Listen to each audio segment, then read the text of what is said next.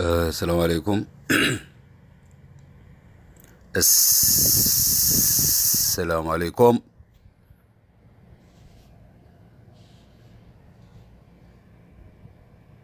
آه، كيف الأحوال؟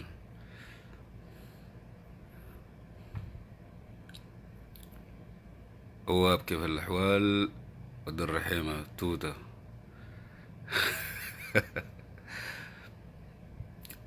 حاصل شنو؟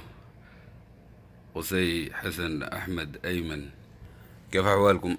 صوت واضح يا أخوانا؟ أحمد بورت خش يا بيتهوفن، حاضر صوت واضح؟ فضل الله، كيف أحوالك؟ عوض، ناجي، قصي كيف الصوت واضح تمام؟ دلال، رندا، نضال، مرحب بناس واشنطن ومرحب بكل الناس اللي معانا. أم اللمين كيف الأحوال؟ خالد، عبد الناصر،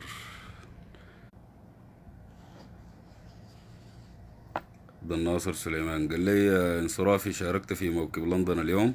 لا والله ما شاركت، ما قاعد في لندن.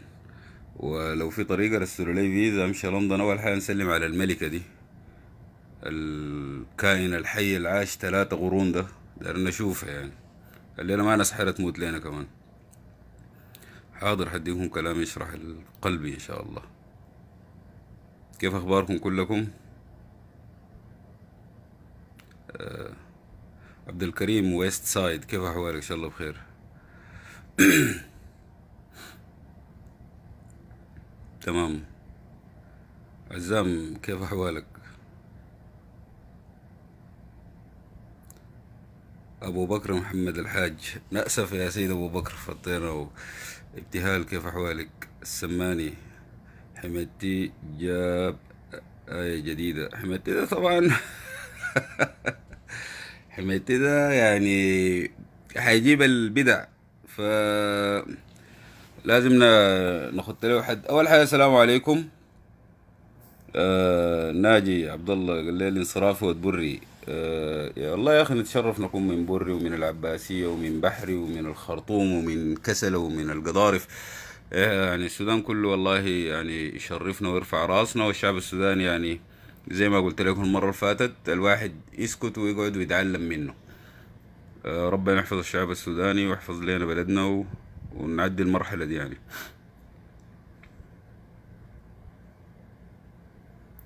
كيف اخباركم كلكم؟ ان شاء الله طيبين.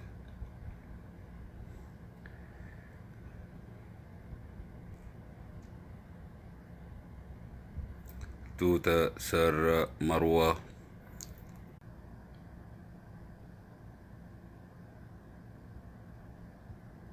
سلمى، سارة، محمد، إسرائيل، ملك عذاب. اسمع حمتي داري يعمل رئيس وكأنه مخطط جاهز، رايك؟ يلا ده اللي حبدا بيه. أول حاجة، أول حاجة السلام عليكم، كيف أحوالكم؟ في برضو تعليق قال لي صرف الدين الحل. أنا حتكلم في المشكلة في الأول ونظرتي ليها، حاضر، وبعدين حتكلم في الحلول. كالعادة قاعدين نقدم حلول، يعني ما قاعدين ننتقد ساي زي ما الناس اللي بينتقدونا. يا إخوانا ما قاعد انتقد ساي، قاعد اقدم حلول. اذا انت ما سمعتها، في طرف قاعد يسمعها، في طرف تاني اللي احنا ما دايرين انه يسمعها قاعد يسمعها، لكن الواجب يعني، بس في النهايه الواحد بيعمل اللي عليه يعني. عمار قال لي، عمار قاسم قال لي صرف افيك ديل قال قال السيد حميد الليل اتكلم انجليزي وقال آية في الجديدة يعني. زول العجيب. طيب، زي ما قلنا قبل كده، هو شكله كده الله اعلم بيسمع كلامنا. احنا قلنا يا اخي نعمل كده، حميتي بيجري بيعملوا سجن كوبر جرى قبالنا. كتايب الظل مشى جهاز الامن. قلنا يا اخي القرى والقبائل يا اخوانا، الناس تمشي تقعد معاهم وتوعيهم انه الدعم السريع ده بشيل اولادكم. كويس، هسه مشى اشترى العمد ذاته، وبعد شويه بقى يشتري في المناطق. واضح انه ده مخطط جاهز يعني. يعني مخطط جاهز، وفي جهات مرتبه له الحاجات، تضرب الناس ديل تكتلهم وتمشي تراضيهم. 50 20 مليون 30 مليون شارع زلط، ما عارف مدرسه بتاع الكلام ده. احنا حتى الحلول ذاتها خدتنا فيه. هو بيعمل في شنو حسي؟ يعني عامل لنا فيها المسيح الدجال بكتلنا وماسك الاكل والشراب، يا ما نمشي معاه يا نموت. هو خدت لنا الخيار كده. ها الموضوع ده حله بسيط يعني، حله بسيط. احنا بنقوم بالحاجات دي وطالبنا بيها. قلنا الدكاتره البر يا اخواننا يمسكوا موضوع المستشفيات، وحددنا حتى مقرات المؤتمر الوطني. قلنا مباني جاهزه نحتلاها بطريقه ظريفه، انه داير نعملها مستشفى عشان نقفل لهم الطريق لاي رجوع. لكن ما دعواتنا ده بتصل قدام حلول، ويجي يقول لك انت بتنتقد. ما قاعد انتقد، اصبر للنهايه واسمع. حسي حميتي مش حاصر مغرات المؤتمر الوطني كلها بعمل فيها نقاط ارتكاز. ما بنقدر ذاته مبانيهم دي نخشها هسه، حارسه ليهم بالمناسبه. وانت دايرين بقى شنو يا حميتي تاني المغار دي؟ فكها للشعب السوداني. المجلس العسكري مش حاصر، دايرين بقى شنو انتوا؟ مش قلتوا نظام بايد؟ بعدين نبدا. طيب يا اخوان، اول حاجه انا بتكلم عن حميتي ده. يعني واضح وظاهر انه الخطة الجديدة بتستدعي ظهور حميتي بعد المذبحة. حتى يعني ما ظهر في حشد عسكري، ولا ظهر في مجلس عسكري، ولا ظهر، لا ظهر في نص الناس. وظهر في نص الناس المفروض يكون شايلينها معاه. يعني هنا قري دي مع خطوتين من الخرطوم. ما كتل اولادكم هنا في الاعتصام بدوا له بالحته دي. فدي ما حاجات صدفه يا اخواننا. اختيار الحته ذاتها ما صدفه، اختيار الناس وترتيب اللغاء. جا قال رتب، ربنا رتب لنا اللغاء. ما هي حاجه ربنا سبحانه وتعالى برتبها. يعني انت الجدعه هنا في شنو؟ يعني انت مشيت بارادتك؟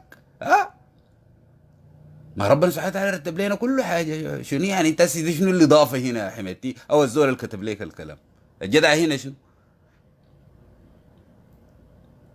ظهور حميتي في التوقيت ده في المنطقه دي واضح. والخطة هي انه يشتروا المناطق والقبائل، بعديها يشتروا الاشخاص. وده عشان شنو يا اخواننا؟ عشان يوجد له قاعدة شعبية وجماهيرية مضادة. زي ما قال قبل كده في لغاء، قال انه منو اللي عنده ناس اكتر من ناسنا؟ انت بتشتري في الناس ليه؟ انت مجلس عسكري ليه؟ رئيس المجلس برهان ما مش عمل اللغاء ده، تعملوا انت ليه؟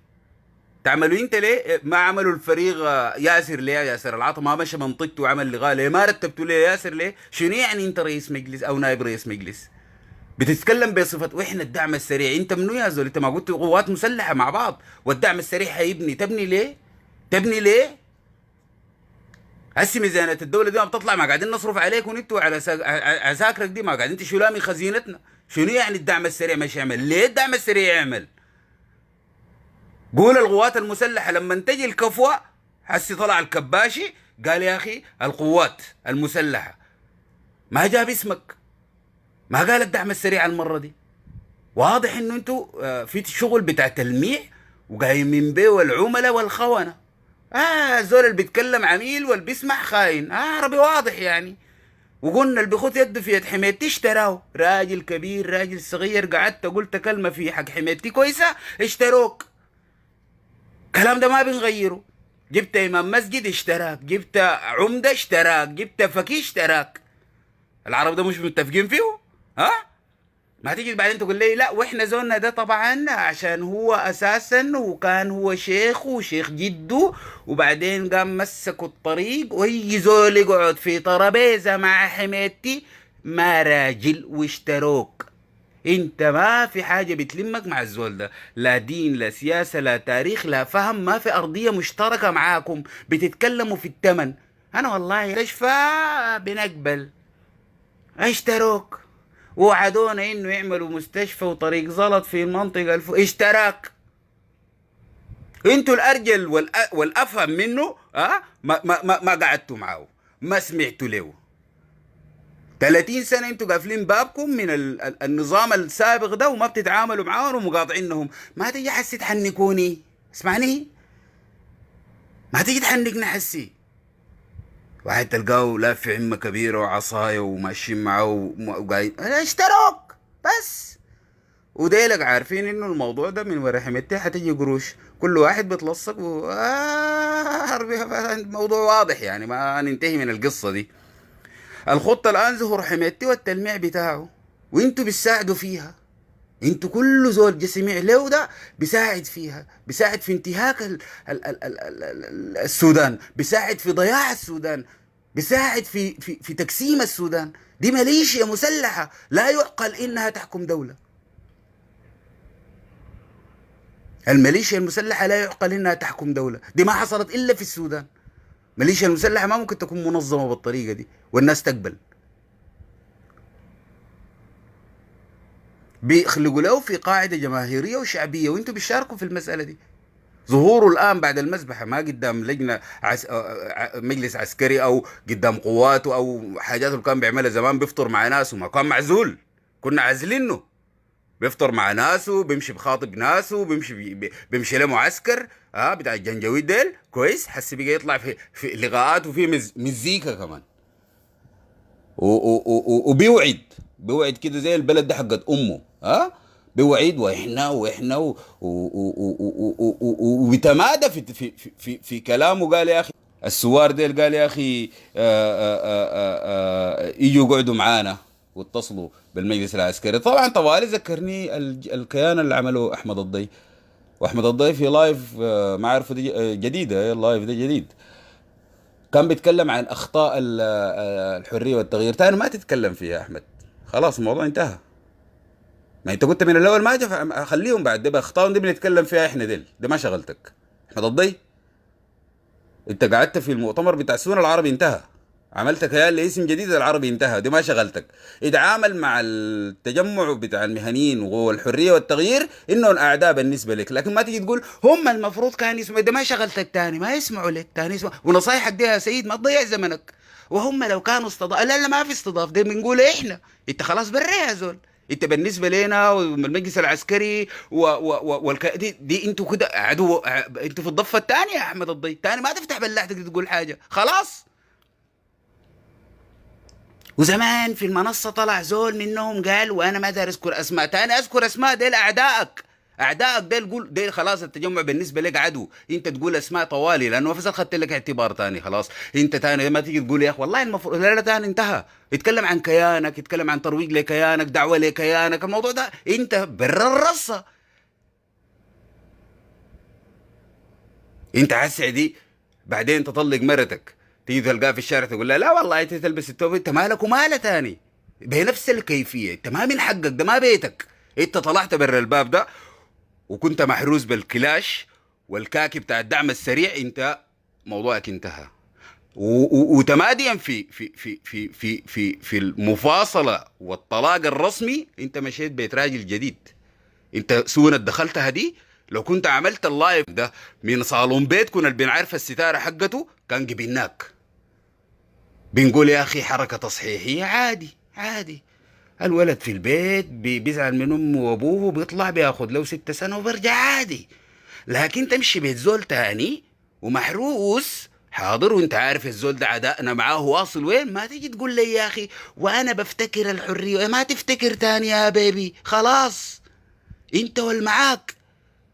ومعانا في المسألة دي حميتي قال بنفتح الباب انه الناس يجونا. حميتي دايما مخه بيجي بعد سنة.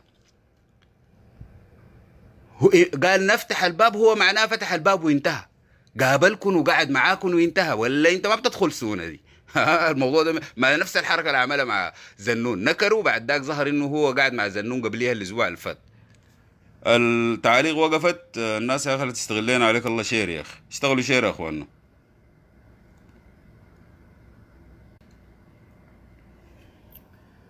كويس كده رجعت.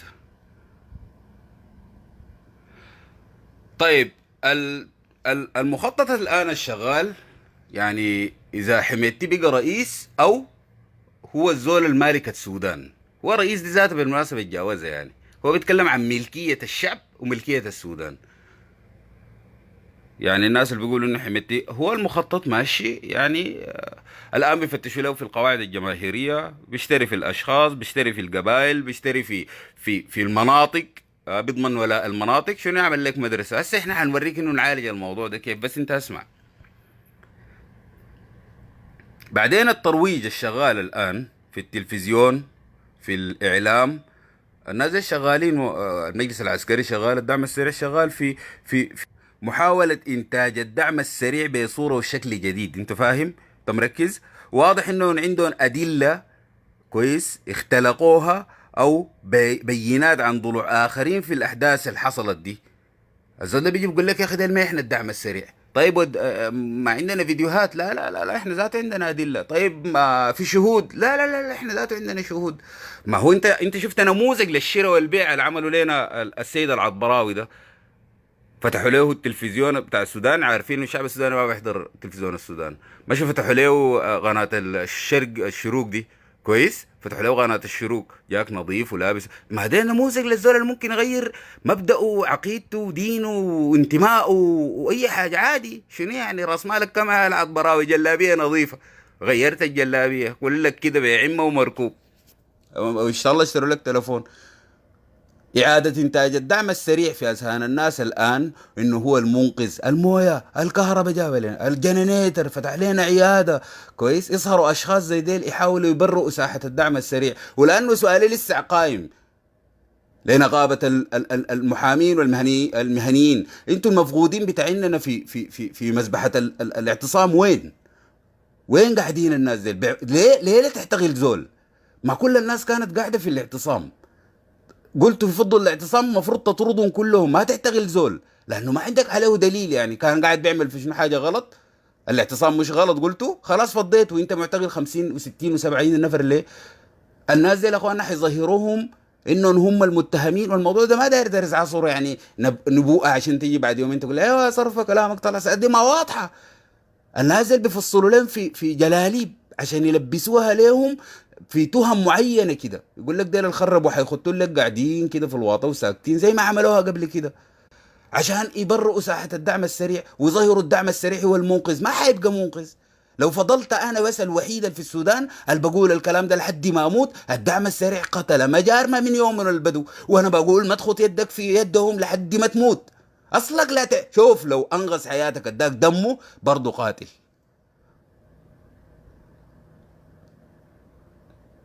تعيش بدم بتاع الدعم السريع ده ولا الجنجويد ده، وتكون عارف نفسك انك جواك شيطان. 25% من جسمك ده حق شيطان، تكون عارف الحاجه دي. اصلا لا يمكن الناس دي يكونوا في خانه بتاعت المصلح ولا المنقذ ليوم الدين. العربي ده ما منتهي. التلميع الشغال ده واحد، اختلاق البينات ده القانونيين بيفهموا في الكلام ده. الناس دي بيرتبوا في ادله بشغل بتاع فوتوشوب، بشغل بتاع ضغط، بشغل بتاع ارهاب. ده كله حقيقه وحاصل، واحتفاظهم ببعض الرهائن احنا بنعتبرهم. ما تقول لي مفقود، ده رهينه عند الدعم السريع، ده رهينه. البنات المفقودين، الشباب المفقودين من يوم الاعتصام، ده الرهائن عند الدعم السريع. اللي بقوا رجال يفتحوا لنا السجون والمعتقلات دي، نشوفهم وديتون وين.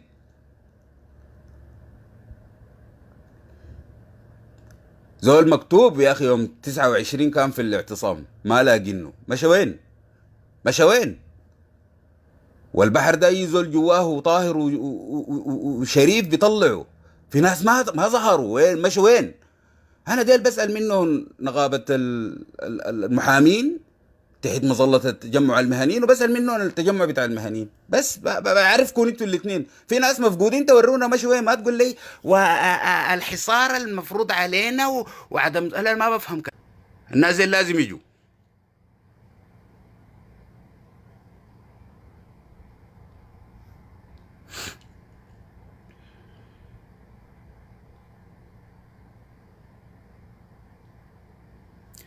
طيب اخواننا اللايف ده عملوا لي شير، بيقطع وشكله كده هينضرب حسي يعني.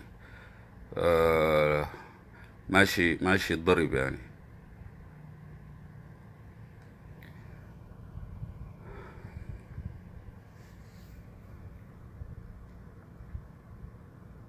الحاجة الأخطر من كده، حميدتي الآن عنده رؤية لتكوين حكومة في الغريب العاجل يا أخوان، وعشان يخطوا الناس قدام الأمر الواقع. الحكومة هي، أنا اتكلمت في الموضوع ده قبل شهر، إنه رئيس الوزراء حتى تعين. تمام. والناس لما تتكلم عن مخطط وتكشفه زي المخطط الداخل فيه كان حمدوك ما تقولوا لي يا اخواننا زول كويس وتاريخه وبطيخ. اي زول جايبه المجلس العسكري مضروب عربي واضح، وعشان يزلقوها للناس كان المفروض تعلن من طرف تاني ما معروف. الطرف هو الوسيط الاثيوبي. شوف داخل فيها اثيوبيا الاتحاد الافريقي الموضوع مضروب عربي واضح، حتى الوسيط بتاعك ده ذاته مش اثيوبيا دي العرب، الموضوع ده مضروب. ما عشان ما تقول لي وساطتنا معاهم وانت تسمع للاثيوبي ليه؟ ماله مالنا يا زول؟ ماله مالنا؟ خدت لنا نقاط وما خدت نقاط وعشان تقرب ما انت شيل، انت وسيط تشيل كلامنا زي ما هو وتجيب كلام الزول. ما تاخد ما تفتح ميتينك ده في الموضوع. انت ما تفتح وانا زمان بقول لكم شوف يعني زمان الشعب السوداني يقول لك ابي النموذج الشباب، قلت لكم بيجي بكتلنا الزول ده.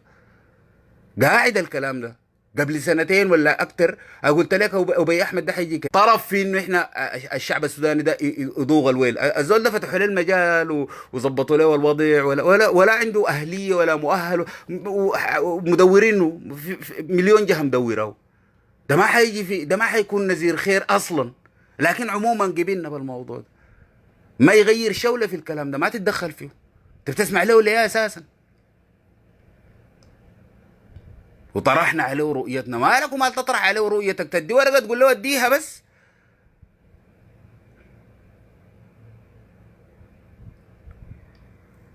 حميتي يا اخواننا شغال في اعلان حكومه حتعلن وحيخطونا قدام الامر الواقع. والقاعدة الجماهيرية اللي بيسعى عليها الآن وترتيب القاعدة الشعبية والشراء. بكرة حتسمعوا في الشمالية، بعد شوية في الشرق، بعد شوية حيمشي بورسودان، حيمشي. أنا هسه لو قلت حيعمل شنو احتمالين، يا إما هو يكون فعلا ما عارف يعمل شنو يسمعها أقول له امشي بورسودان حل المويه دي تجي في صالحكم. امشي بورسودان يا حمد تعمل لهم مويه، امشي بورسودان اعمل لهم مويه كده نشوفك بتسويها. امشي بورسودان اشتري لهم مويه، جيب لهم خطوط المويه من النيل كده نشوف دي ان شاء الله تطلع في الصالح، لانه في النهايه عملتها ما عملتها حنقشك. انتوا ما حتقعدوا فيها.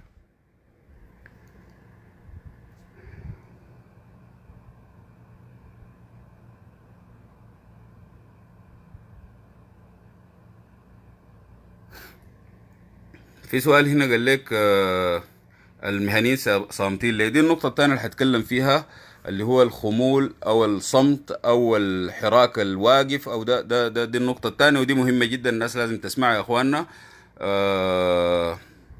يعني حجيها. قلنا اول حاجة ظهور حميتي من يعني جزء من مخطط الان ظهر في نص المواطنين. اثنين وقدم لهم وعود واصلاح وغيره. الثاني حاجه قلنا حميتي عنده رؤيه لتكوين حكومه وهو شكله اتكونت واساسا كلنا عارفينها بس في مساله اعلانه. تمام. عشان يخطوها هي في الواجهه حقتنا، تتكلم مع الشعب السوداني، تتكلم تفاوض. هم بورا العساكر يكونوا مدورين في تاسيس الدوله الدكتاتوريه في السودان. ما دارين فوضى كثيره معنا، ما دار يحتكوا بينا، ما دار يواجهونا في مؤتمر او في يجيبوا لنا ناس لابسين بدل يطلعوا وينزلوا معانا. في ترويج لبراءة الدعم السريع، ودي لازم تشتغل فيها إعلاميا زي ما هم شغالين الآن في التلفزيون وغيره، بيجيبوا لكم في أشخاص كده مضروبين حيشتغلوا فيها شغل بتاع تلفيق وتلتيق بتاع فيديوهات وأدلة، وحيجيبوا متهمين كده يلبسوهم زي ما قلت لك الجلابية وخطوا لنا ويعترفوا على نفسهم. الحاجة الثالثة الضباط المفقودين الآن اللي هم انحازوا للثورة حيكونوا جزء من المؤامرة دي علينا، حيدخلوهم انهم هم المتهمين، واحنا عارفين انه عندنا ناس كتار شرفاء وانحازوا للثورة دي وحيدفعون ثمن الحاجة دي. يقول لنا انتوا اللي عملتوا كده، انتوا اللي خالفتوا تعليمات وانتوا اللي دخلتوا الاعتصام، وديل هم والف عسكرية هم فين ضباط. ما ده كلام فارغ ساي حيمشي فينا بعدين. عارفين الثابت على المبدأ، وحتى لو خدتوا لك كلاش واعترفت على نفسك عارفين النظيف والطاهر والزول الكويس. لكن بس في حاجة خطيرة جدا، ركز معي. حميتي الآن أصبح مدعوم من قبائل ومناطق وحركات مسلحة كانت ضده يوم من الأيام، وللأسف طبعوا معاه. ومش كده وبس، هم بسوقوه وبروجوه على يبقى الرئيس. مناوي، عبد الواحد محمد نور يتكلم في برهان، ما تكلم في حميتي. عبد الواحد محمد نور بيتكلم في برهان، ما بيتكلم في حميتي. اطلع لنا عبد الواحد. مناوي واضح جدا انحيازه لحميتي. الكلام ده يا اخواننا غريب، الكلام ده مخيف جدا وخطير. الحركات المسلحة اللي توحدت مع الدعم السريع ده خطيرة جدا على السودان، ومش كده بيسوقوه وبيروجوا له انه يجيب رئيس. اللي بيكتل من 2003 فيكم وبحارب فيكم، انتوا الان بتروجوا له يبقى رئيس. انتوا معناه ذاتكم طلاب سلطة سعي. اللي بيديك يعني في ناس دخلوا القصر اشتروهم زمان، حسي بيشتروهم عادي يعني. بيعتروا حق قبل كده. قلنا اللي بيتلب مرتين، اللي بيتباع مرتين يعني. فدي الخطيرة جدا. التحالف اللي عامله من ورانا ده مع الحركة، ويجي بيقول لك ايوه ان شاء الله حنقعد معاهم، وقعدنا معاهم والمفاوضات ماشيه في ابو ظبي. خلاص الموضوع انتهى، قروش انتهى. هو حسي زول عاقل بيسمع كلامك بيقتنع بيه يا حميتي. منطق انت حسي في البيت هنا اولادك ذاتهم عشان يسمعوا كلامك بتحط لهم قروش في الترابيزه. مرتك ده عشان تطبخ لك بتحط لها قروش في الترابيزه. والله جادي معك. انت ما ممكن، انت ما الراجل اللي بيقول لك كلمه ذاته زول يسمعها. ما بتقنع زول انت تجي تفاوض مع حركات مسلحه انت زول حمار ساي يعني. طيب احنا يا اخواننا عندنا خطوات عشان يعني نحجم التمدد بتاع الدعم السريع ده. اتكلمنا فيها وبنعيدها، ما عندنا غيرها يعني، ما في حلول غيرها. لازم نواصل فيها بنفس الطريقة. نتواصل مع زعماء القبائل دي، نتواصل مع الإدارات الأهلية، نتواصل مع وإعلاميا الناس تتحرك. تجمع المهنيين انت المفروض الآن تبدأ الخطوة دي، تتواصل مع كوادرك في كل منطقة وفي كل حتة، يقعدوا مع الناس دي بالراحة ويوعوهم للخطورة بتاعت أول حاجة ما تتكلم ليه عن مدنية، ما في زول بيفهم ليك، وتشكيلة 63 وإحنا دخلنا في المجلس التشريع، ما في زول بيفهم ليك الكلام ده. إحنا هنا ذاته ما فاهمينه لك، عشان كده ما قادرين وجدانيا نتواصل معاك في الحتة دي. اتكلم ليه عن خطورة الحاجة الحاصلة الآن دي، الوضع الآني. يتكلم عن الثورة والتغيير الآن. كلمهم قول لهم أولادكم ديل بصورهم كتلوا الناس ديل وبيمشوا بكتلوا الأطفال في اليمن. أولادكم ديل اللي بينضموا للدعم السريع الآن كان في الشرق بدوا يشتغلوا فيهم، كان في مشى رفاعة، كان أي حتة مشاها. الزول ده مجرم قاتل بيعمل كده. الزول ده ما عنده ذمة ولا ضمير ولا دين. اتكلم معاهم كده، اشرح لهم الآن، ما بعد 4 سنين لما نجيبها في التغيير بتاع الدستور ما في زول بيفهم لك عربي زي ده. جيب ناس عندهم تأثير على، تواصلوا مع المغتربين، تواصلوا مع الناس اللي عندهم تأثير على مجموعات، على قبائل معينة، على عمدة، على بيوت، يتكلموا معاهم.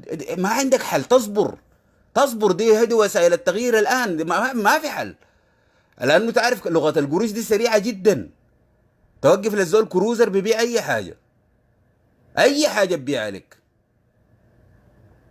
توقف للزول كروزر وبيت ناصية، زي في زول كده اشتروا له بيت في حتة كده ودوه 20 مليار، وبعدين بتبجح انا ملفات الناس عندي. انت احنا حنجيب لك شغل، اقسم بدين الله العلي العظيم في اوضتك حتطفي النور، مش تلاقي زول. روحك دي في المراية ما حتشوفها. انت اصبر بس، اصبر. ما قلنا لك اتلاشى، لا يا زول اختفي، لا. وكمان بتقل ادبك عندي اللي اداك ملفات الناس ده من الاشتراك. انت قايل روحك عندك مخابرات بتجيب لك حاجات، ولا عندك انت اللي اشتروك ادوك ده واحد من الحاجات، قال لك اللي بيتكلم فيك طلع لي ده.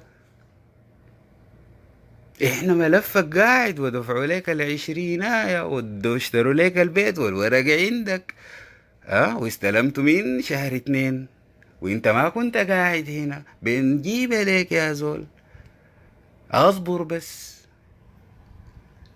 وبعدين تمنك بيت ارضي يعني انت رخيص خلاص، والله جد. رخيص رخصة، و20 20 مليار دي بيجيب لك كروزر حسي. المهم ما علينا، نواصل يا اخواننا في الشغل بتاع التوعية ده. 1 2 اعلاميا ما في زول يجيف، ما تجيف اي زول عنده نت يا اخواننا. ظهروا الدعم السريع، جرائم الدعم السريع، يتكلموا في حماية، يتكلموا في تاريخ، وما تجيف، ما تقول الليله والله عندنا حياه اهم. لا لا، ما عندنا حاجات اهم. اتكلم في الموضوع ده كلك، صفحاتك الفيسبوك، النت، الواتساب، يتكلموا عن الدعم السريع. ما تجيف. احنا ده شغلنا المضاد، المفروض نشتغله الان. الزول ده متمكن بالسلاح وبالمباركه الخارجيه والتطمينات اللي جاها من امريكا والاتحاد الاوروبي. وافهم العربي ده كويس. الاتحاد الافريقي واقف معاك، لا امريكا واقفه معاك. لا ما تيجي تقولوا لي يا اخي المجتمع الدولي مراقب. ما حيراقب حاجه، ما حسي قعدوا معاه وفرضوا علينا واقع. لو انت اصلا ضده يا امريكا ما بتقعد معاه في ترابيزه. ما جا المبعوث قاعد مع المجلس العسكري اللي هو ما معترف به. اوباما ده ذاته قبل كده في 2.5 سنين ما بيتعامل مع السيسي. 2.5 سنين ما بيتعامل مع السيسي، مسميه المجلس الانقلابي. وبعد ده كله جا قعدوا معاهم وظبطوا امورهم ده كله لعب ومصالح. بيهمك مصلحتك. مصلحتهم حسي في حمايه البلد ما تكون مستغره. السودان ده لو جاهو زول منتخب، زول واضح واختاروا الشعب، البلد دي في 5 دقائق بتبقى جنة. والله ما حد جيف، ما في زول بيقدر يجيف معه. الخام عندنا، الثروات عندنا، الكفاءات عندنا، الشعب طموح عندنا. وده همش الشعب الطموح ده عندنا. الشعب اللي كان مقبوت وحينفتح على العالم وعلى الحضارة عندنا، لكن ما حيدونا الفرصه دي. افهم العربي ده كويس. ما في زول بيقف لك حساده بس كده، غير المؤامرات والعماله اللي عند الناس نديل من الاستغلال. مشى هو الاستغلال ده ولا هو على الله ده. تخلينا اطلع برا القصه. المهم افهم انه احنا ما عندنا غيرنا، بس ما في زول واقف معانا. ليه؟ ما في. ما هو ده 30 سنه البشير قاعد.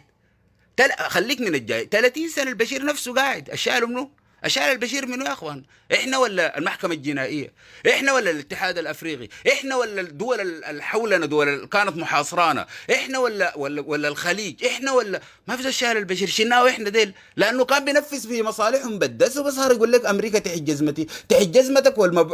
البعثه الدبلوماسيه الامريكيه ساكنه في شارع النيل في الفيلا الرئاسيه على بعد 2 كيلو من القصر الجمهوري، على بعد 2 كيلو من بيتك في كافوري. انت بتلعب علينا احنا البشير، ولا امريكا هي نفسها بتلعب علينا، ولا المبعوث الافريقي بيلعب علينا؟ اداهم تطمينات انه المرحله الجايه انتوا الدار تسووه في السودان سووه، احنا بنعمل رايحين. المبعوث الامريكي جاء اداهم تطمينات. ما في زول حيلاحقكم، ما في محكمه جنائيه عليكم 3-4 سنة لقدام. افهم العربي ده كويس. المباركه كانت تمشي تفتش المباركه، انت تجينا في السعوديه يا برهان، تمشي مصر، تمام؟ دي المباركه. احنا ديل طبعا الوكلاء السعوديه، دي الوكلاء اساسا، وكلاء بتاعين الجميح والوكلاء بتاعين العربات. ديل هم ذات الملك سلمان قاعد بعلم وإرادة ومباركة أمريكا وإسرائيل، ما زول يعني. فأنت بتمشي تتكلم معهم بالعربي لأنك ما بتعرف إنجليزي يا برهان. لو بتعرف إنجليزي كان تاني يوم مشيت أمريكا وأخذت المباركة. لما تجي مرحلة التطمين بيرسل لك زول عندك. ده السيستم بيمشي كده. التطمين بنشتغل معاك علني، الاعلام كله شايف انه المبعوث الامريكي جا السودان. جاي يسوي شنو انت ما قلت ما معترف بالمجلس ده، وقلت مدني يو بالانجليزي يو، بيقولوا شنو السيفيلي يو، مش تقريبا؟ طيب جاي يسوي شنو هنا؟ والله جينا طبعا نقعد مع الاطراف. احنا ما اطراف يا زول. انتوا ليه عملتونا طرفين؟ ما كنا اطراف. احنا ما اطراف نزاع اساسا عشان تدولوا لنا القضيه ونمشي نقعد. احنا الشعب السوداني عملنا انقلاب على نظام. المجلس العسكري طلع في بيان قال انحزنا للشعب، القوات المسلحه انحازت. طيب ما تعمل لنا في رغبتنا يا برهان؟ انت لما تقلع الكاكي بتبقى مدني، يبقى هدفنا واحد. ليه انا تخدتني عدو واخدتك عدو؟ ليه؟ في شنو الفصل الموضوع ده شنو؟ ليه انت حسي حاجاتك ما متفقه مع حاجاتي؟ انا ده افهم.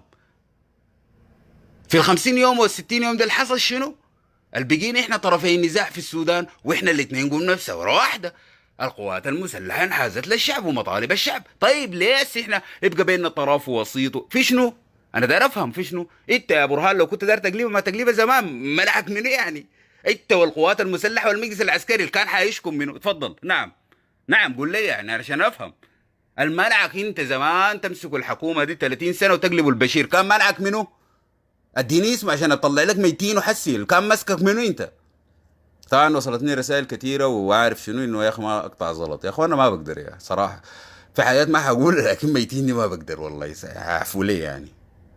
دي المطالب اللي لسه انا بتفاوض معاكم فيها. اعفوا لي في ميتين، دي غلط هاي غلط، حرام هاي حرام، قلة أدب مني هاي قلة أدب، لكن بس يعني انتوا يعني تقبلوها. حاضر. سؤال يا مجلس يا عسكري، ما انا حق تقلب الحكومة شنو قلبناها احنا الشعب السوداني وانت انحست لنا؟ هي اسمها انحياز القوات المسلحة للشعب السوداني، ما اسمها انحياز الشعب السوداني لمطالب القوات المسلحة. انتوا عندكم مطالب، ها؟ دايرين الشعب السوداني ينحاز لكم فيها، تفضل قول نعم. لكن ما نعملها احنا تيجي نطي فيها وتيجي تقول لي ابقى افاوضك. ما بتفاوضني انت، ما بتفاوضني يا زول، ده حقي انا يا زول، ده حقي انا، ما تفاوضني في افاوضك ليه؟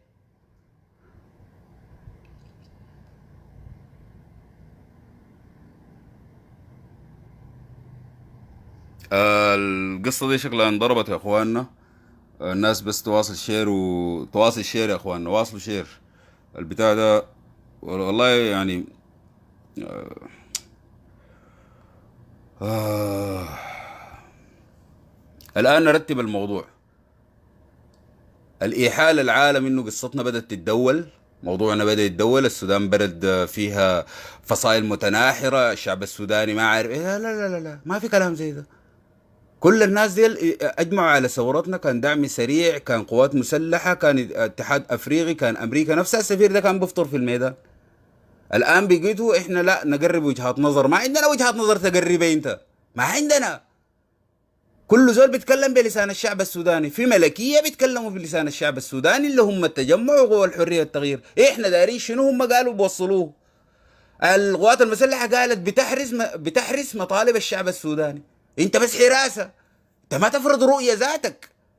تاكباش ما تطلع وتتكلم وقعدنا معاهم وابدينا. انت منو تبدي ليه اساسا؟ انت ما في طلب منك تبدي. قلنا لك احرس ثورة الشعب السوداني، لكن ما تيجي تقول لي وابدينا. ما تبدي واجتمعنا بالوسيط، ما تجتمع بوسيط، تجتمع معه ليه قوات مسلحة؟ انت عندك مطالب؟ جبت مطالبك من وين انت؟ ما مفروض يكون عندك مطالب اساسا، ولا حنتعامل معك ولا حنعترف بك ولا عندك ولا تقول لي يا اخي عشان خايف. ما تخاف علي انت. انا جيتك في موضوع معين انجزوا ليه وابقى مارك. قلنا هم قالوا 4 سنة، احنا قلنا 3 سنين او قلنا سنة. انت ما تقول اساسا، تقول ليه؟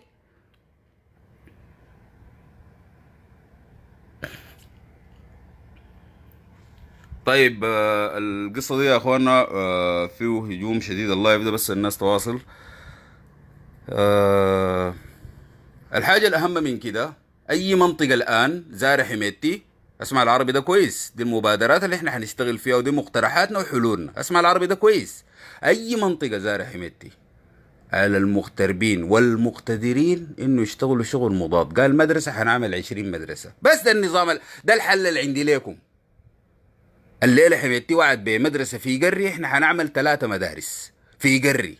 الآن الناس تتحرك في الموضوع ده، كوتوموت ولا دارين كلام كتير ولا دارين. دور مبادرتك حسي، دار اشتريهم بمدرسة طابقين، بتقدروا تبنوا لهم 50 مدرسة. حسي تدعمي للحاجة دي. دارين مدرسة، مستشفى مؤهل، دارين شوارع زلط، دارين مراكز كويس تعليميه محو اميه، دايرين اي حاجه. المطالب اللي قال حميتي لهم شنو؟ قال لهم شنو؟ بعمل لكم شنو؟ دار اشتريكم. هو مش اعمل لكم، اسمع، دار اشتريكم.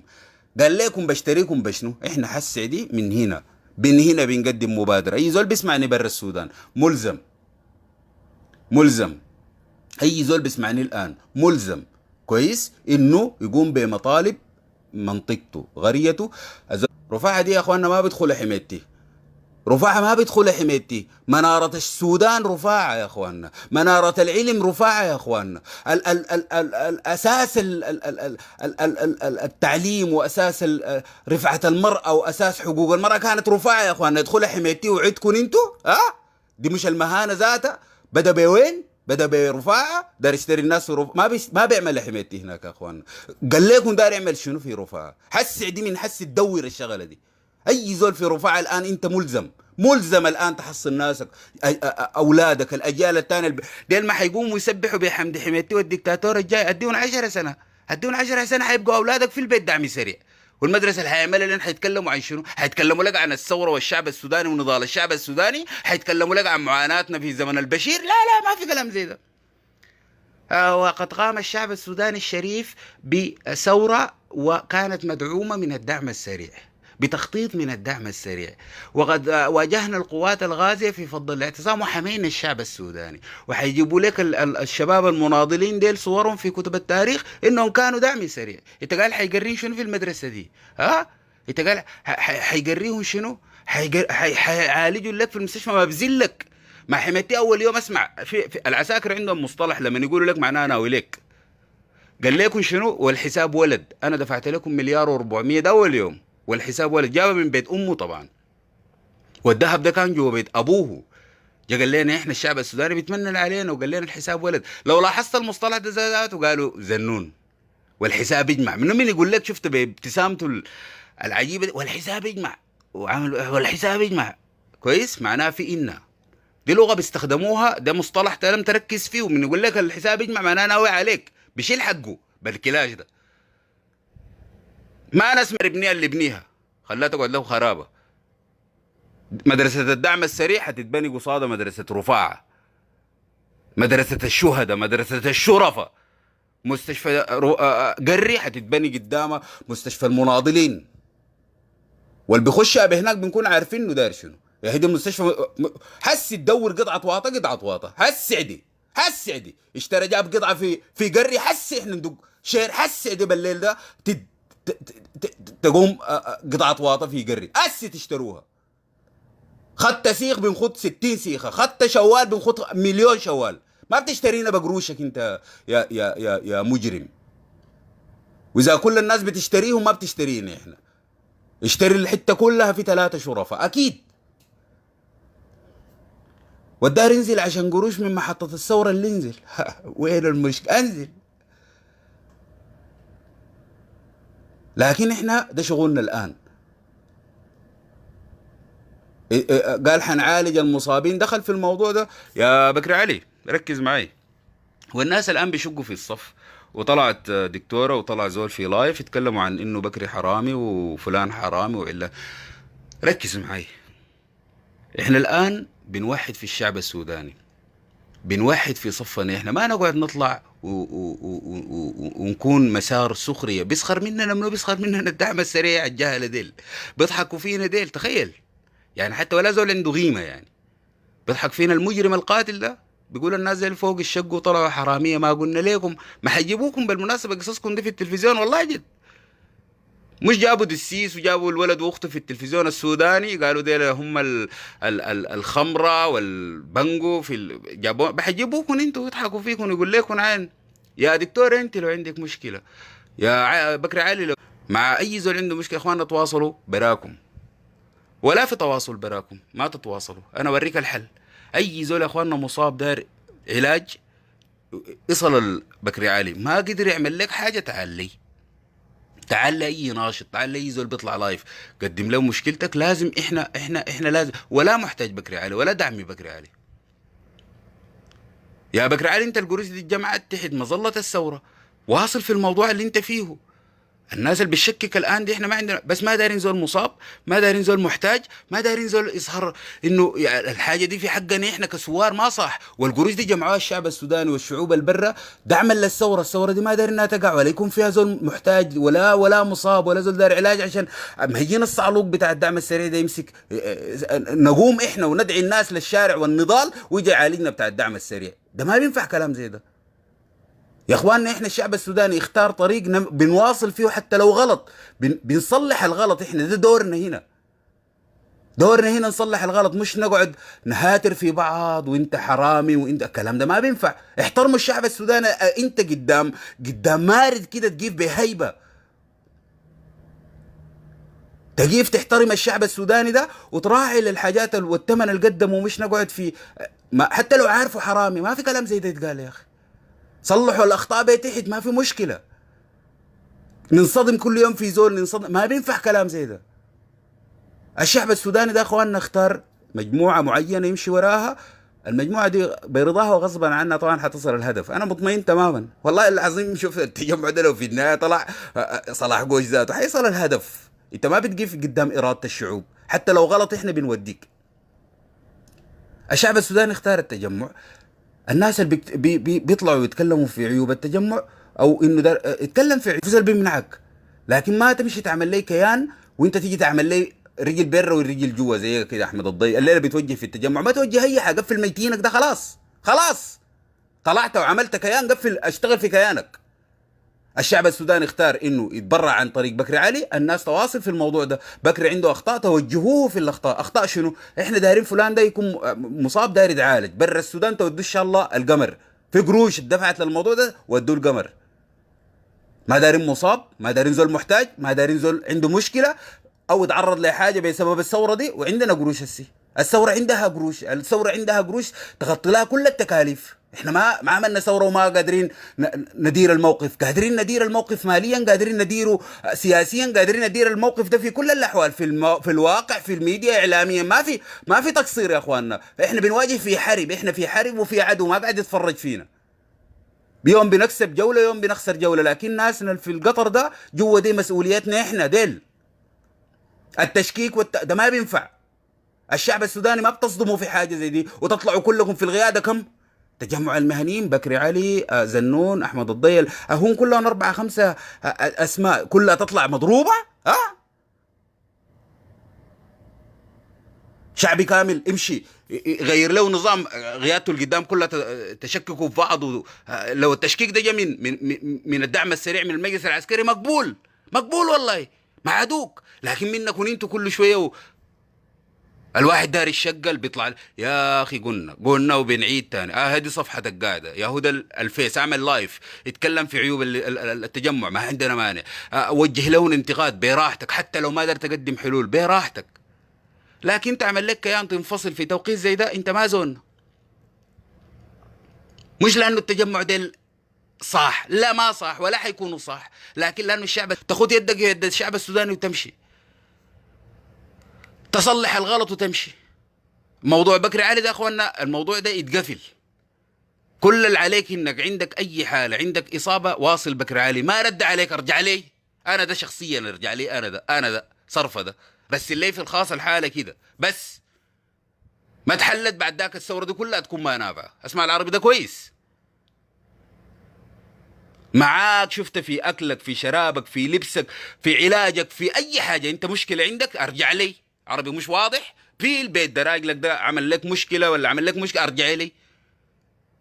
الثوره دي ما اي حاجه بنرسل له. وشفت زول قاعد في الواطه، زول يتفاهم معاه، شفت بنرسل له اسمها وسيط ولا اسمها شنو هي، بقول لك الاثنين اللي بالشاكلين ده خصما من اهلي ولا لا يا اخي.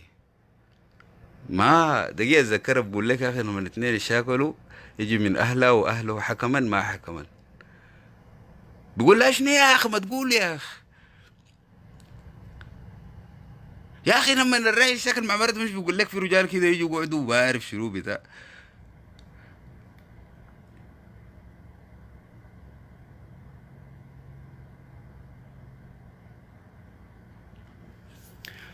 في تعليق قال انه مصطفى قال يا اخي ما يتقفل لحد ما نعرف حنك الحسابات شنو. معاك انا قلت الحاجه دي تواصلوا فيها، افتحوا فيهم بلاغ، افتحوا في بكري ده ذاته بلاغها، لكن ما تعملوا لنا الموضوع ده الان هو اساس القصه. احنا يا اخواننا عندنا ثوره، عندنا ثوره. ما الدار الشقه اللي ينزل من القطر ينزل جاوز طوالي. الدار السرق وعنده واصلوه في ناس مختصين امشوا افتحوا فيه بلاغ، واصلوه اعلاميا، جيبوا ادله. ما عندنا مشكله، ما تورونا الكلام ده، ما دارين نعرفه حسي.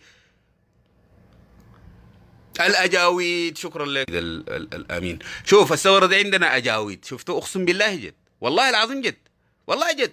عندكم مشكله في البيت تعالوا لنا، عندنا اجاويد بيقعدوا. منطق ولا شيء ثاني. حقها يرجع لها، حقك تشيله منها.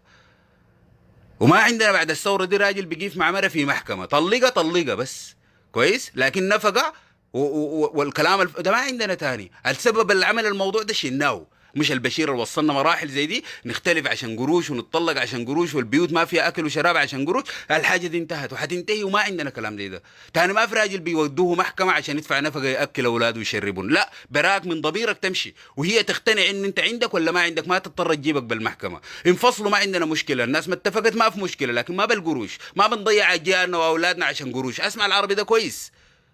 البيوت دي كلها بدعان والبيوت دي كلها مقفله وعليها اسرار، لكن السبب الاساسي ضيع مجتمعنا وحياتنا ومستقبلنا هم الناس زي وده الناس زي المشوا. انتهى الموضوع. تاني ما تقول لي حاجه زي دي. ما اتفقتوا في المعيشه عادي، عادي ما في مشكله. اي اتنين ربنا سمح لهم بالزواج، الموضوع وصل لبستوا الحيطه قال لكم ينفصلوا بالراحه. لكن تاني راجل يطلق مرته بالمحكمه دي ما عندنا، طلقها انتهى الموضوع. مرة تقف قدام محكمة عشان راجل يدفع وأكل أولاده، ده ما عندنا تاني، ما عندنا. أخلاق الثورة دي في كل بيت وفي كل حتة، ده أخلاق الثورة اللي حتمشي تاني. اسمع العربي ده كويس. موضوع بكري علي ده قلت فيه أي مشكلة مالية المختصين يقوموا بها، ما تطلع لي لايف وتتكلم اتهامات. ممكن تطلع غلط وانت تكلمت قصاد 400 ألف سمعوا القصة دي. يا بعد ده تاني في اللي بيدفع منه يا أخواننا، اللي بيدفع وبعالج منه، اللي بيدفع وبيشتري المصابين دول نجيب. ما كل الناس حتشكك، بس قدام هيبة الشعب السوداني ده تقيفوا وتحترموا، ده كل الموضوع. في أي خلافات المختصين يقوموا بها. مش العربي ده واضح؟ ما أنبياء إحنا، فينا الحرامي وفينا الكويس وفينا الكعب، ما أنبياء. أي زول مختص يا أخواننا يقوم بالموضوع بس. ما أي زول هبة ومندبة يطلع علينا لايف يشكك في فلان ويضرب فلان. بتضرب في الشعب السوداني أنت. ده الموضوع. احترموا هيبة الشعب السوداني. وردي غلط لما قال يا أخي في حضرة جلالك يطيب الجلوس. غلط يا وردي، غلط. انت الزول اللي بتهاب منه ما بتقعد قدامه. في حضرة جلالك يطيب الوقوف، تقيف هيبة كده لأنه اللي قدامك ده بتقعد قدامه يا وردي، ما بتقعد قدامه. في حضرة جلالك يطيب الوقوف، تقيف بعيد كمان، بعيد. انت اللي بتخاف منه بتقعد قدامه. حسي لو دخلت مكتب رئيس ولا وزير ولا مديرك في العمل قاعد يقعدوك، ها؟ ما بتجيف كده منحني بعيد هناك شايل ورقتك وطلبك بتاع الإجازة ولا الحافز. قدام الشعب السوداني ما في جلوس. ده ما في زول بيقدر يقعد قدامه. والآن ده كان زمان شعر وبخمونا به، وحسي ده حقيقة يا هدى والفيديوهات حتثبت لكم بطولة وبسالة الشعب السوداني. أي زول مات كان بيحمي في التاني، ولد ولا بنت. أي زول مات كان بيحمي في التاني، ولد ولا بنت. عربي ده واضح، الفيديوهات كلها بتقول الكلام ده وحتطلع.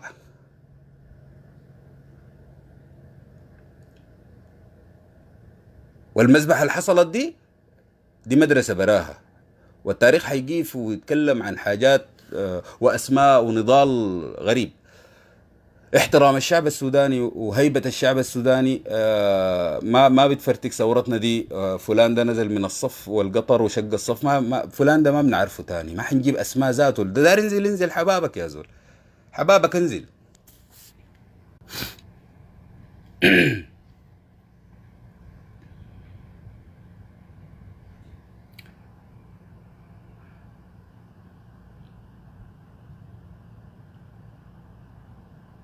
انا اخوانا سمع شديت الدكتور بكري ده حقه، وتكلمت انه يواصل في الفيه ما قلت فيه شنو غلط. انا والله ما بعرفه، بعرف انه زول ده قام بواجب من واجبات الثوره ومسك جانب مهم جدا لما الناس كلها انزوت وجرت. حتى الناس اللي بيشككوا في بكري ديل الليله انتم ما تعملوا لكم تبرع افتحوه، ما بيفتحوه. لكن ما بيفتحوا لانه هو الغرض ما انك تحل مشكله، لا، الغرض انك تخلق مشكله. احنا دايرين نقفل الموضوع ده. بكري واصل في اللي بتعمل فيه ده كويس، واصل في نضالك كويس لحد اللي عندهم شكوك ده اللي يمشي يثبتوها. انا ما عندي مشكله. لليله بقول انه احنا ما كلنا ملائكه، لكن الان الشعب السوداني مر بمرحله صعبه جدا. الناس تقف مع بعض وتتضامن، ما دايرين شق الصف يجي من جنبنا، احنا اللي يجي من العدو.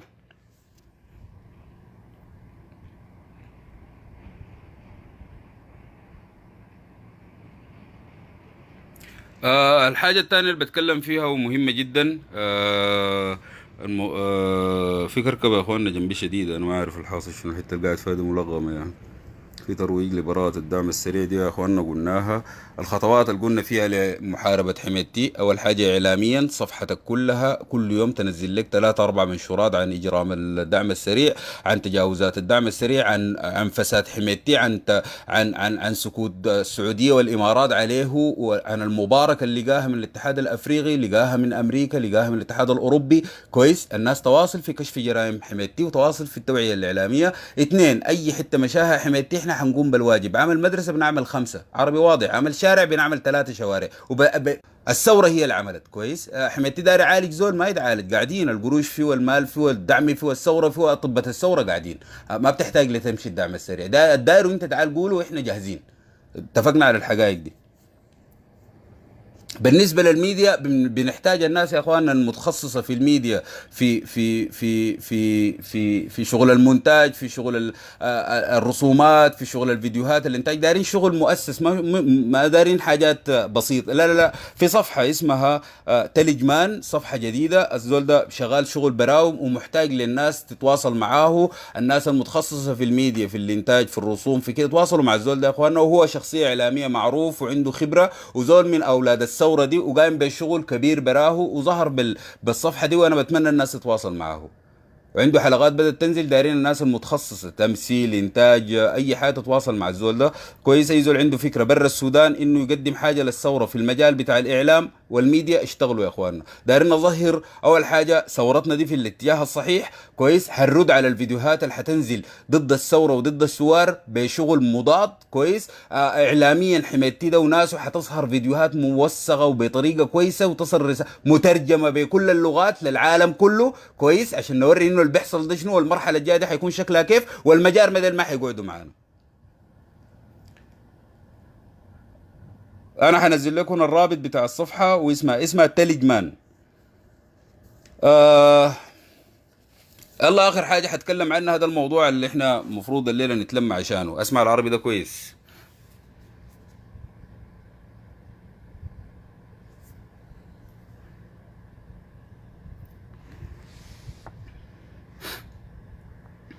التأقلم مع الحالة الحاصلة دي، ما العصيان أسلوا 4 يوم من وقف، إضافة له أول دعوة لعمل ثوري قالوا يوم 30 اللي هو بعد 15 يوم، تبقى 20 يوم إحنا واقفين، والمجلس العسكري والدعم السريع شغالين وإحنا واقفين.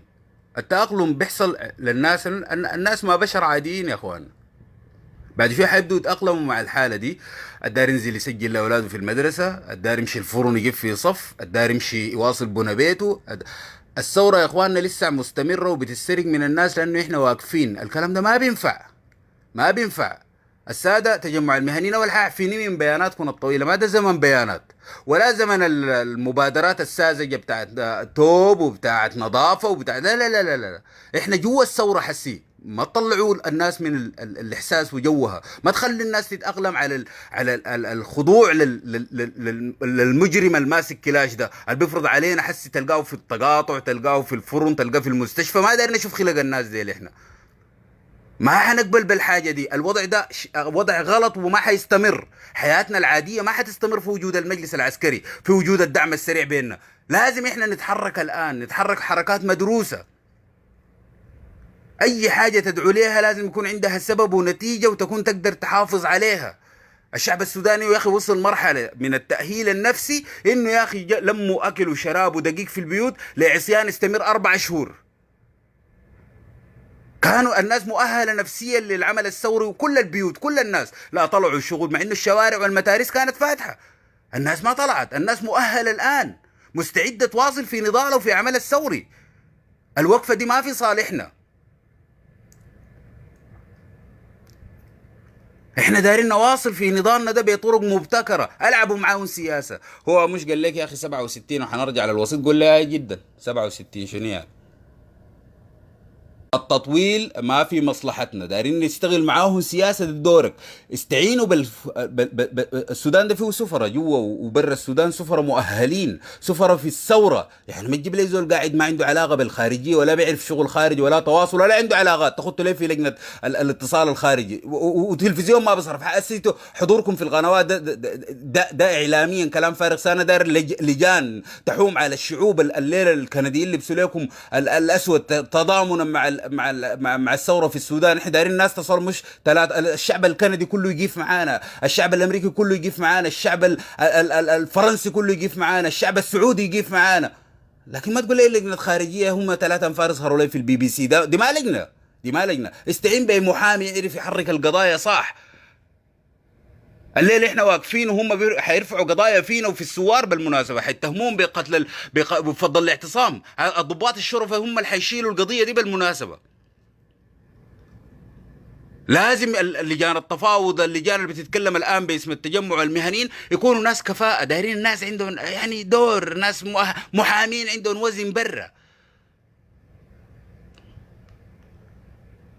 الحراك الثوري بتاعنا اللي بدل الناس تتأقلم نفسيا مع الوضع اللسي ده، احنا دايرين انه يجيف يا اخوانا. الركود الثوري اللي حصل ده بخلي الناس تتأقلم، وقلنا الحاجه دي ما دايرين، لا شعوريا هم حيبدوا يمارسوا حياتهم العاديه، والثوره بتتسرق منهم حته حته وكويس، وحيبتدي تعلوا الاصوات بتاعت ما اصل البلد كان حاله واقف يعني ما خلاص نواصل. لا ما تواصل، ما تواصل تحت المجلس العسكري. حياتك لا تجيف يا زول، حياتك تجيف، مظاهر حياتك تجيف. احنا لسه في ثوره وهدف الثوره اول حاجه ازاله النظام الموجود الان ده. إزالة النظام الموجود الآن هو النظام السابق ده، هو ده ذاته قاعد. ما حياتك ما تجيف، ما تواصل، حياتك تجيف. احنا النظام ده لازم يمشي. القطر بتاعنا ماشي، هو يطص في القيادة العامة وحيشيل الناس دي البرة. احنا خايفين الان يا اخواننا من جراف الناس في تفاصيل ما عندها علاقه بالثوره. فلان داك نزل من فلان داك عمل له كيام، فلان داك حرامي، دي تفاصيل دي ما موضوعنا.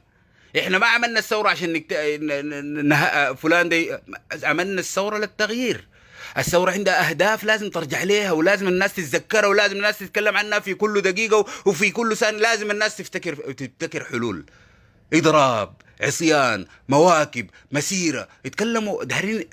ما تجيف تقول لي من هنا لحد يوم 15 ولا هو بعد 15 يوم 30/6 دار تطلع لي في موكب مليوني. ما تجيف من هنا لحد يوم 30/6. تجيف ليه؟ تجيف ليه؟ 1 2 اي زول بضع خطه لعمل ثوري لازم الناس تقيف فيها وقفه صحيحه، المؤهلين يدرسوها صح. الحاجات الخبيت لبت الزمان دي ما بتقسم معانا. احنا الان عرفنا حجم العدو حقنا كويس، نتعامل بدون عواطف، شغل تكتيك واضح. خطيت مبادره، خطيت فكره، خطيت مقترح، تدرسه صح عشان ينجح. فشل ما عندي تاني، فرصه تاني ما بديك، فرصة تاني وتجريب ما بديك. خلاص الشعب السوداني عرف ثورة يعني شنو، اتعلم ثورة، قرأ ثورة، اتخرج من مدرسة الثورة، قدم تضحيات في مدرسة الثورة. خلاص بعد ده احنا عندنا هدف 1 نصل، 2 نصل. المرحلة الجاية هدفنا 1 2 3، وضع خطة وجداول للخطة، ننجز انجازات واضحة. لازم الناس يا اخواننا في المرحله دي تنتبه ونلعب ضاغط كويس، وعلى الاقل نرجع نظافه وجداول. لا جداول حراك ثوري حقيقي. قالوا اضراب نضرب كلنا، قالوا عصيان نحصي كلنا، قالوا موكب مليوني يتحسب 3-4 مليون في كل السودان. بالمناسبة الحاجة زمان كنا بنطلع في موكب بتاع وصل الرسالة قصر الجمهورية دي ما عندنا هسي. وصلنا القيادة العامة الناس زي اللي يمشوا برا بس. والله جد وصلتني القيادة العامة في موكب المجلس العسكري ده يمشي الترباس، يمشي الترباس. وحاجة دي وقتية، حار. وصلنا القيادة العامة، فتحنا الابواب نجيب الكباشي ده من جوا، ندق له مقصله برا، نحاكمه وقتي. مش انت هسه شغالين محاكم وقتي؟ احنا ذات حنشتغل وقتي. وكيل نيابه هنا في الله في الجمهره دي في تعال عليك الله يا اخي. داير لنا يا اخي امام يلقي لنا الزول ده الشهاده وبس. ويا اخي ولا ولا وكيل نيابه ولا محامي كباشي ده بس، ولا الشهاده ذاته ما تلقينه ولا شهاده شنو اللي بيعرفه، بس تربط في الحبل وينتهي الموضوع في اليافطه ديك. المرة دي ما في حاجة اسمها سجون والمدنية تحاكم وقوانين، ما بفهم لك عربي زي ده. ثورة تغيير المتهم فيها يركب طوالي جوا المخصرة دي. في زول عنده شك انه ياسر العاطفي ده خاين، في زول عنده شك انه البرهان ده خان الثورة وخان الشعب السوداني. ما في محاكمة تاني، ما عندي لك محاكمة. المخصلة في الميدان انتهي العربي ده بس، ولا مخصلة ولا زفت الطين. شفت الكوبري بتاع كوبر ده، شفت النفق ده كويس من فوق بحبل تمسكه، يمسكوا زول بس حبل ونربطك وانتهي الموضوع. دي محاكمتنا كده حار حار، بنجيكم وبنعملها. الاحباط، الناس بيشكوا من الاحباط، انت في المقدمه لازم تتحرك تواجه الموضوع ده. شكولك قال لك في احباط، اتحرك طوالي، خد مبادراتك. مبادرة الليلة، احنا اول مبادرة الليلة للمغتربين جوا السودان المقتدرين، اي حتة مشاها حمايتها حنقوم بالواجب احنا. وعدهم بحاجة حنعمل قصادها 5 طوالي. الناس تتحرك الان منطقتك ما عندك شغله بيه حته تانية.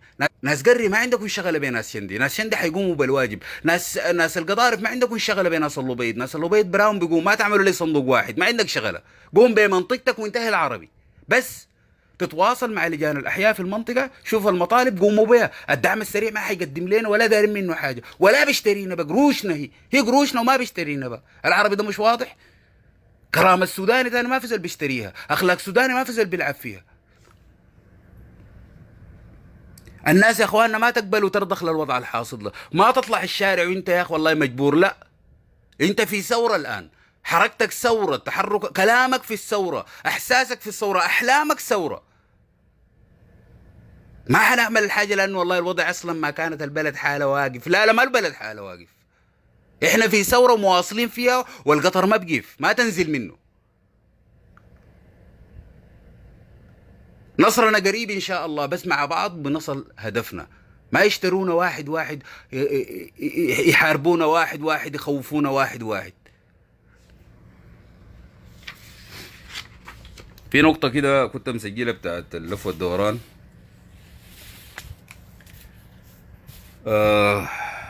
القصة دي بتتهاجم يا اخواننا. رجاء ان الناس تواصل الشير.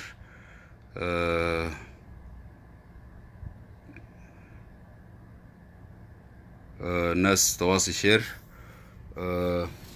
اول حاجه احنا قلت في الاول اعلاميا بالذات احنا واقفين، والمجلس العسكري شغال يشتري في قبائل وفي مناطق وفي ناس. احنا واقفين، التلفزيون بتاعهم شغال ترويج للدعم السريع وترويج للمجلس العسكري. احنا واقفين. احمد الضيدة هو نموذج للناس اللي نطوا، الناس اللي قدروا كده، الناس اللي كانوا في الثوره وعملوا فيها دخلوا بباب. الناس اللي كان عندهم امكانيات بيدفعوا في الاعتصام وفي في الاعتصام، يتحركوا دايرين لنا، تشتروا لنا الراوترات، تشتروا، حلوا لنا مشكله النت. في كل منطقه يكون في واي فاي يا اخواننا. في كل حله الناس تدوك شير، تجيب حاجه، تجيب كنار، تجيب تجوال. انا ما عندي شغله، حلوا الموضوع ده يتحل في كل منطقه. زي ما كانوا في ناس بيسهروا بيدفعوا النت في الاعتصام كويس. الموضوع ده حس يتواصل.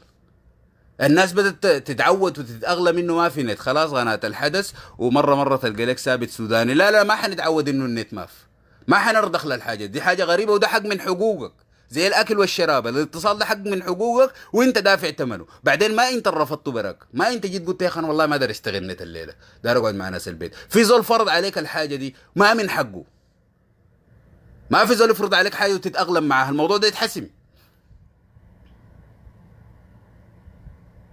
الناس بيقول لك وقفوا مبيعات كنار، وقفوا سوداني. ما شغلت يا اخواننا، جيبوا حاجه من برا، شريحه من برا وافتحوها، غزوها من برا ب 300 ب 400 500 2000 ريال 6000 ريال لمنطقتك. افتح الموضوع ده.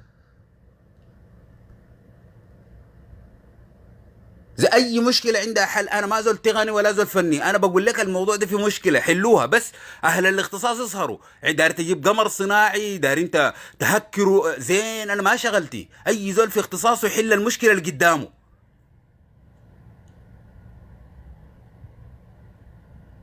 ده اللي بفهمه انا. واجهتنا مشكله، اهل الاختصاص يحلوها. ده اللي بفهمه انا. في مشكله بتاعت نت، تتصرفوا بس.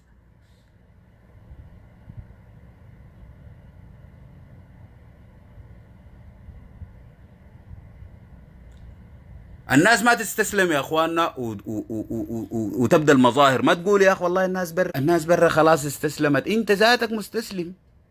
انت تواصل، ما عندك شغله بزول، اي زول يواصل يا اخواننا، ثورتنا متواصله، في حاجات ما حنرضخ ولا حنقبل بيها ولا، وتلفزيون ده ما حنحضره، وحدثهم دي ما حنحضرها، والنت حيشتغل، يعني حيشتغل.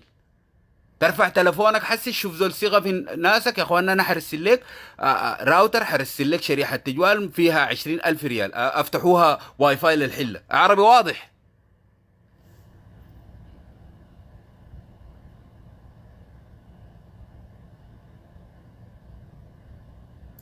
آه في ناس حس شوف ها في قبل شويه قال الموضوع صعب، حس شوف المقترحات اللي اتقدمت، ظهرت حاجه اسمها رومينج، ظهرت حاجه اسمها دقيقه، في واي فاي حيترسل عن طريق قناه الحوش. يا اخواننا ما هذه مقترحات حسي، ما هذه مقترحات، ما نجيف يا اخي، اي مشكله اي زول يقدم مقترح لما نلقى الصحيح وننفذه بس، واي شيء بالقروش بيتعامل بندفع قروش بنسوي وانتهى الموضوع. زي دي ما فيها شرفاء يهكروا الموضوع يوروك الاسرار يسهر زول في زين، يسهر زول في سوداني، الناس تتحرك ما تقيف، ما حنقبل بالموضوع ده، ده وضع شاذ ما طبيعي، وده حق من حقوقك انت لازم تصله. شفت النت ده مش للفارغه تحضر به برامج الطبيخ، حقك تجيبه. بعدين ما الكباش اللي بغرر في حياتك انك انت داير نت ولا ما داير، انه انت بحوثك وشغلك وقرايتك برا تتوقف من النت عشان كباش الصعلوك قال كده، لا ما في كلام فارغ زي ده، كباش ما بغرر في حياتنا.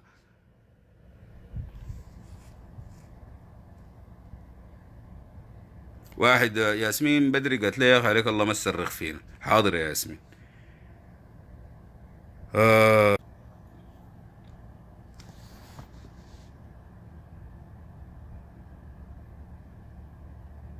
التعليقات دي كلها النت الارضي بيشتغل جنب العواميد، لو زول مفتح بيوصله، شوف هذا مقترح.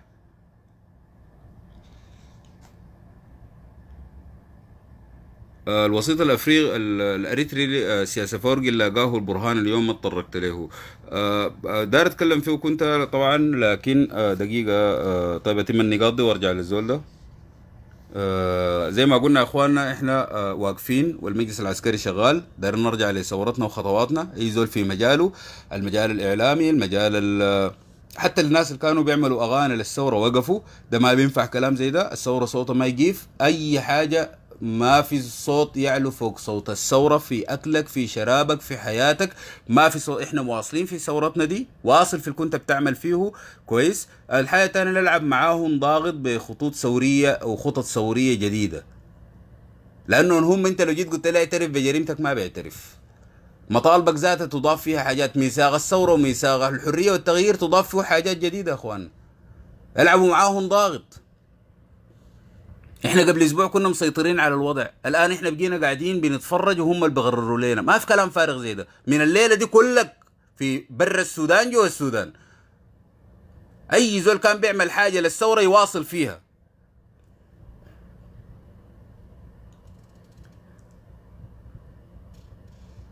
الحاجة الأهم من كده تجمع المهنيين يا أخواننا، ما أفراده بس، إحنا كلنا الناس اللي بيقول تجمع المهنيين يمثلني، أنت تجمع مهنيين، وصل رسالة للناس المحتاجين، وعي الناس في الغرى في المدن القبائل، وعي الناس، اتكلم مع القبائل مع الشرطة، اتكلموا مع أي زول، ما شرط أن تنتظر تجمع المهنيين يرسل فلان، انت قلت تجمع المهنيين يمثلني، انت تجمع المهنيين، الداير تجمع المهنيين اعملوا انت طوالي، ضميرك معاك خلاص اتصرف انت، الصح الشايفه بيخدم الثوره وبيخدم الشعب السوداني اعمله.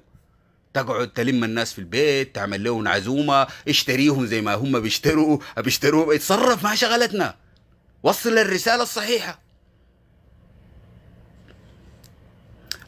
في تناقض حصل كده، دايرين برضو التجمع المهنيين نقابة المحامين، انتوا عندكم شغل كبير وما شايفين انكم بتعملوا حاجة كويس. واصلوا اول حاجة اضربوا لنا الكلام الفارغ اللي قالوا النائب العام واللي قالوا رئيس القضاء. واحد فيهم قال يا اخي انا والله انا من وصلت الاجتماع اللي هو بتاع فض الاعتصام، قال يا اخي قالوا لنا فض كولومبيا وانا اعتذرت وطلعت. الكلام ده بدينه، قدم اعتذارتك، قدم استقالتك طوالي. قدم هاو، ولقيت الموضوع كان فض كولومبيا، ولما قالوا انت جيت على اساس انه فض كولومبيا وقالوا لك يا اخي فضل الاعتصام، لقيت الموضوع ده غلط وقاموا فضوا الاعتصام والناس ماتت، انت قاعد في وظيفتك بيسوي في شنو؟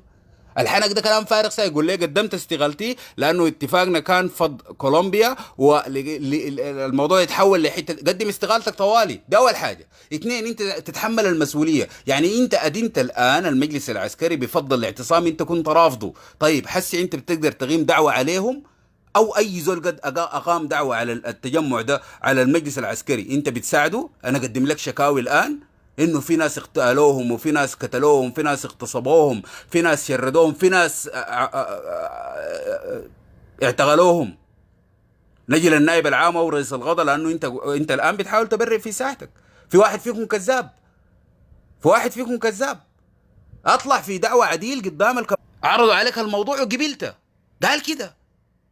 ما تطلع لي في مؤتمر صحفي منفصل منه، اطلع معه في مؤتمر واحد، طلع واحد فيكم كذاب. ده لو انت عندك وطنيه او دين. انت واحد من ازرع النظام السابق والنظام الان، انتوا كلكم قتله. النائب العام واحد قال انا كلموني بس بكولومبيا اعتذرت وطلعت من الاجتماع. تطلع تستغيل يا زول، تستغيل تاخد انت للان ما انجزتوا حاجه، لا حسبتوا السابق لا حسبتوا الحالي، للموت اللي حصل يوم 11 لا بعد 11 لا يوم 8 لا يوم 9 رمضان حتى الان فضل الاعتصام. وين الدعوات بتاعتكم؟ فصلت في شنو انت حسي؟ انت ما شريف ولا زول بتزول صعلوك ساي، بلا نائب عام بلا ميتين يا اخي. رئيس الغضا برضو كلكم متهمين وكلكم متواطئين وكلكم كذابين. الحاجة الثانية للموضوع المشاهد برهان برا ده، هو طبعا بيمشي بيفتش في مباركة اللي بيفتش فيها من أساس فرق دي، هي ما مسألة بتاعت فتح حدود ولا غيره. في خيانة كبيرة حتحصل وحتشارك فيها إريتريا طبعا، لا في 2 3 كويس.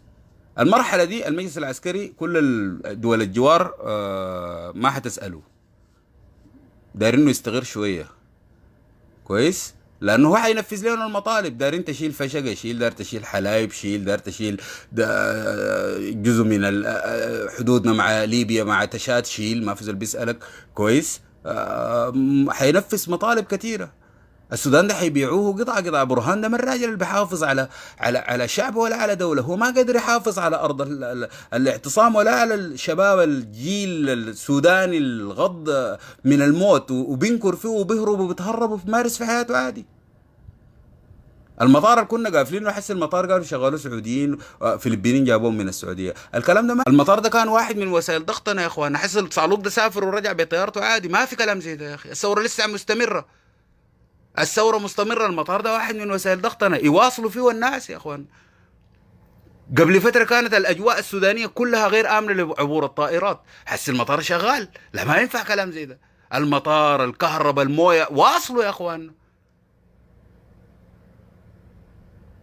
وسائل ضغطنا تواصل، نبتدع ونبتكر حاجات جديده. ما تقيف.